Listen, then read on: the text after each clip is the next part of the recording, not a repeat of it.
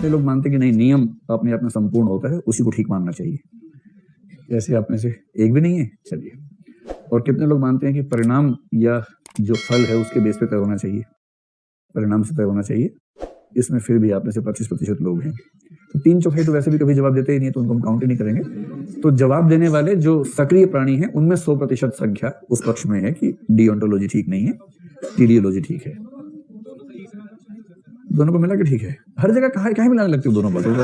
आप लोगों को समझ में आ गया कि मिला के चला लेना काम किसी तरह से। मान लो कि नहीं मिल सकता यहाँ पर, जैसे उस केस में पत्नी और माँ कैसे मिलेगी, प्रेमिका और माँ नहीं मिल पा रही है, एक को ही बचा सकते हैं। तो कुछ ऐसी सिचुएशन समझ लीजिए कि यहाँ दोनों को मिलाना नहीं है, किसी एक को बचाना है, ठीक है।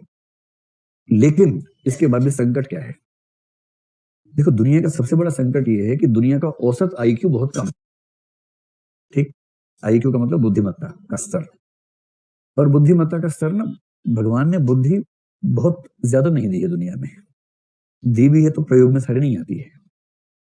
अब सोचिए 21वीं शताब्दी में आप देखते हैं कि मॉब वायलेंस हो जाती है, भीड़ इकट्ठी हुई, एक आदमी को पकड़ा, जला दिया, उसको काट दिया। इसका मतलब है कि कम से कम ये मानना पड़ेगा आपको, और ये केवल भारत की बात थोड़ी ना, कई देशों में ऐसा हो रहा है। इसका मतलब ऐसा नहीं है कि लोग बहुत समझदार हैं। तो होता क्या, किसी भी समाज में 25% लोगों का आईक्यू होता है अच्छा, 50% का होता है औसत, और 25% का होता है बिलो एवरेज।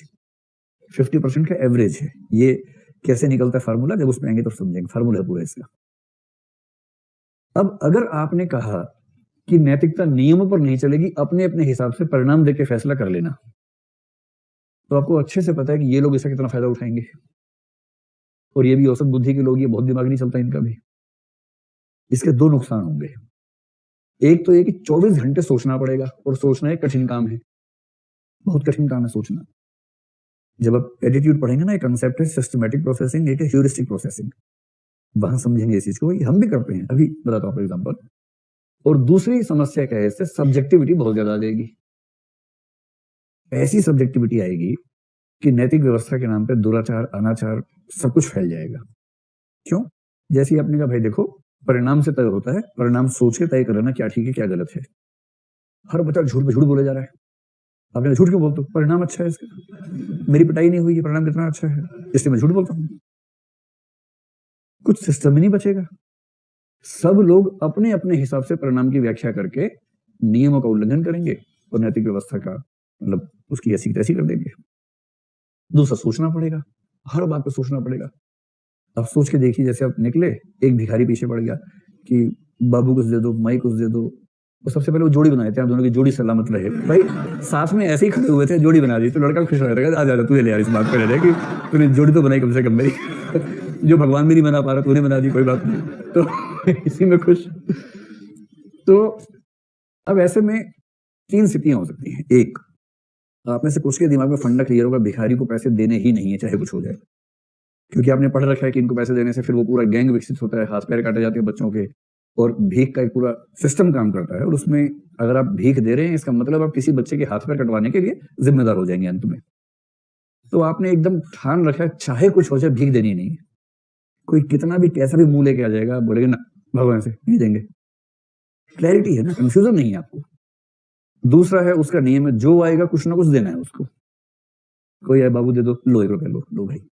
वो 10-20 सिक्के लेके निकलता है घर से, जब भी निकलता है। कोई आए, लो 1 तुम भी ले लो। ये तो पार्ले जी का पैकेट लेके निकलता है कि 1 बिस्किट तू ले ले भाई, 1 तू खा ले, किसी तरह से।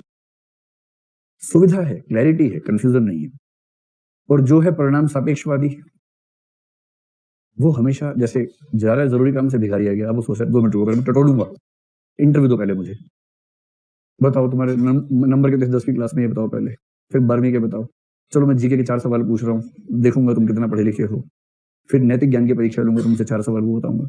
उसके बाद तय करेगा ऐसे तौल के कि हाँ देना चाहिए, फिर निकाला 5 के नोट, लो दे जाओ।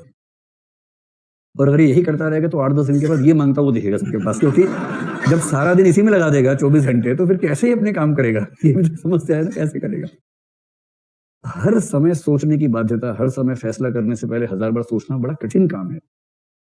तो एक तो मूर्ख लोग नियम का फायदा उठा लेंगे सब्जेक्टिविटी से।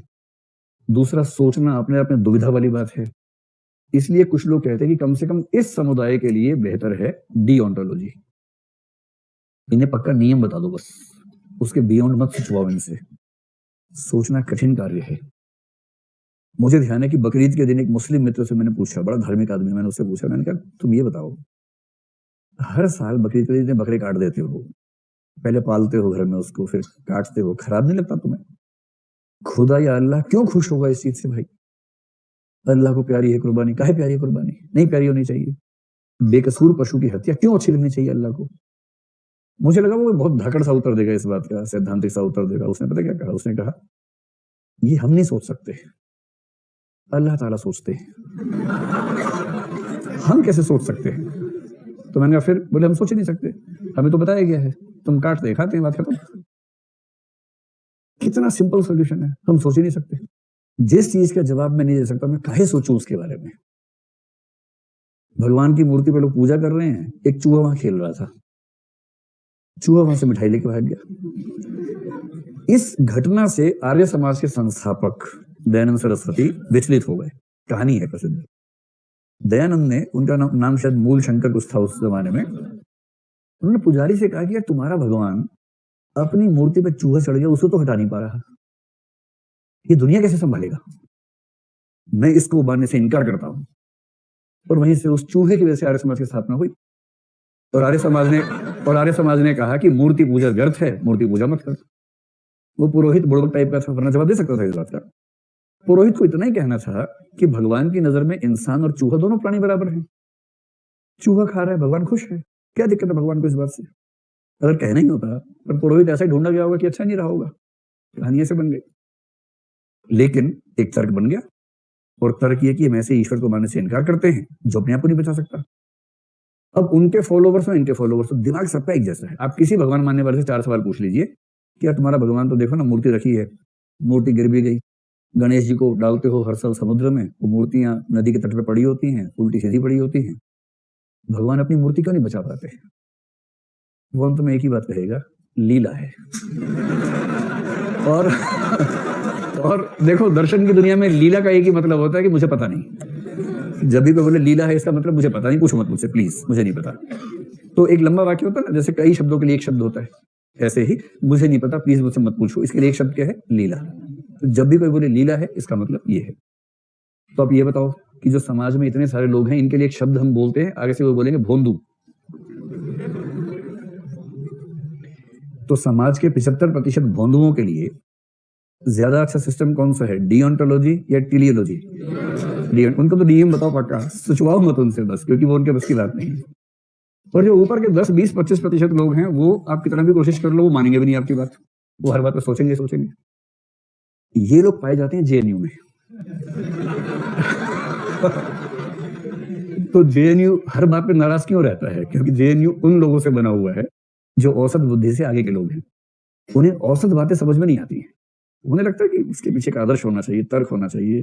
प्लेटो, सुकरात, अरस्तु, मार्क्स सब घुला मिला के फिर वो उस लेवल पे बात की पड़ताल करते हैं। उनको नहीं जमता। वो बुरे लोग नहीं है, वो बहुत शानदार लोग हैं। और बहुत शानदार व्यक्ति पटरी पे आमतौर पे आ नहीं पाता है। वो होता है, हर जगह होता है ऐसा। अमेरिका का हार्वर्ड और भारत का जेएनयू दोनों बहनें हैं। वहां हार्वर्ड वही काम करता है जो यहाँ जेएनयू करता है। ट्रंप हार्वर्ड से उतना ही परेशान है जितना मोदी जेएनयू से परेशान है। दोनों को परेशानी अपने अपने एक विश्वविद्यालय से बराबर मात्रा में। क्योंकि कायदे के विश्वविद्यालय में जब मुक्त विचार होंगे तो मुक्त विचार व्यवस्था को चूकते हैं, हर जगह चूकते हैं। ये संकट ध्यान रखिएगा कि बहुत समझदार व्यक्ति टेलियोलॉजी के पक्ष में खड़ा होगा, और एक सामान्य या ये भोंदू व्यक्ति जो होगा, उसके लिए बेहतर है कि वो डिओन्टोलॉजी के पक्ष में रहे। इसलिए जब गीता में कृष्ण कहते हैं कि कर्म किए जा, फल की चिंता मत कर तू इंसान, उनको पता है कि 3/4 भोंदू हैं। अरे तू सोच मत यार, तू बस कर्म कर। तो कर्म किए जा रहे, फिर किसने सवाल डाल दिया मन के अंदर, पूछ रहे बाबा क्या हुआ? सोच मत, तू बस कर, भगवान देखेगा। सोचने वाला काम वहां छोड़ दे। तो ये 2 शब्द बार बार बीच में आएंगे, तो मैंने आपको केवल एक बार रेफरेंस दे दिया ताकि ये शब्द आए तो आप परेशान ना हो। अब से ये शब्द आने शुरू हो जाएंगे आपके सामने।